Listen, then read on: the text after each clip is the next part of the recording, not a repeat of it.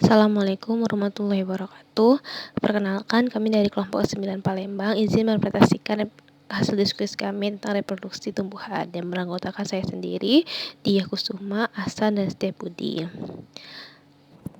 Nah, ternyata reproduksi tumbuhan itu terbagi menjadi dua, yaitu secara vegetatif, tidak kawin, dan secara generatif, yaitu kawin. Yang pertama adalah reproduksi tumbuhan secara vegetatif atau tidak kawin, di mana perkembangbiakan yang dilakukan tumbuhan tanpa adanya peleburan antara dua sel gamet dari jantan maupun dari betina.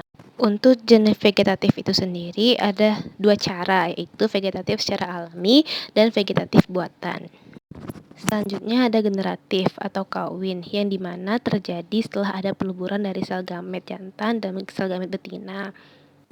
Untuk gamet sendiri adalah sel yang diproduksi oleh organisme untuk tujuan reproduksi seksual. Nah, itulah perbedaan dari vegetatif dan generatif ya, teman-teman. Nah, selanjutnya kita masuk pada vegetatif alami. Vegetatif ini tidak mengalami perkawinan, tetapi perkembangbiakan melalui organ tubuh lainnya.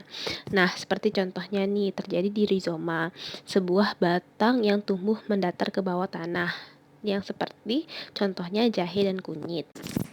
Poin kedua ada tuber atau umbi batang, di mana perkembangbiakan batang di bawah tanah guna untuk menyimpan cadangan makanan, serta dalamnya terdapat tunas nih, seperti halnya pada kentang, di mana kentang merupakan cadangan makanan.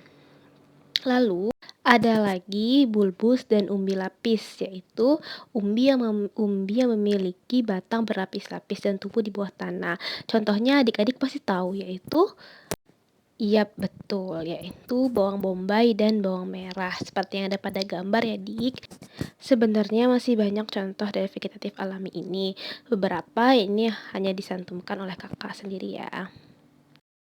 Yang kedua adalah vegetatif buatan, yaitu perkembangbiakan vegetatif yang dapat terjadi karena adanya campur tangan dari manusia.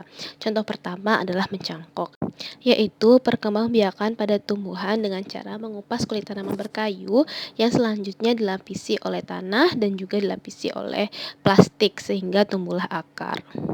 Selanjutnya adalah mengenten, yaitu menggabungkan bagian batang bawah dan bagian batang atas dari tanaman berbeda sehingga diperolehlah sebuah tanaman baru, yang dimana contohnya bisa adik-adik lihat pada gambar. Contoh terakhir ada stek, yaitu memotong bagian tanaman, bisa itu daun, batang, atau akar, dan memindahkannya ke media tanam lain seperti tanah agar terbentuk tanaman yang sejenis.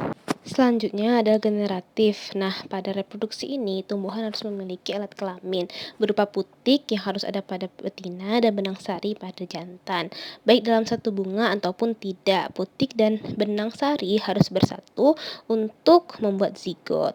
Lantas gimana sih proses reproduksi generatif ini? Nah, pertama prosesnya diawali dengan penyerbukan, yaitu pelengketan atau jatuhnya serbuk sari dari kepala putik, seperti yang terjadi pada gambar ya. Selanjutnya terjadi peleburan sel kelamin atau spermatozoid dengan sel kelamin betina atau sel telur. Ketiga, menghasilkan bekal buah. Nah, prosesnya bisa dilihat pada gambar ya. 4 macam penyerbukan generatif, yaitu 1. Penyerbukan sendiri. Penyerbukan yang dilakukan oleh serbuk sari dan kepala putik satu bunga. Jadi serbuk sari dan kepala putik berasal dari satu bunga yang sama. Contohnya bunga kembang sepatu.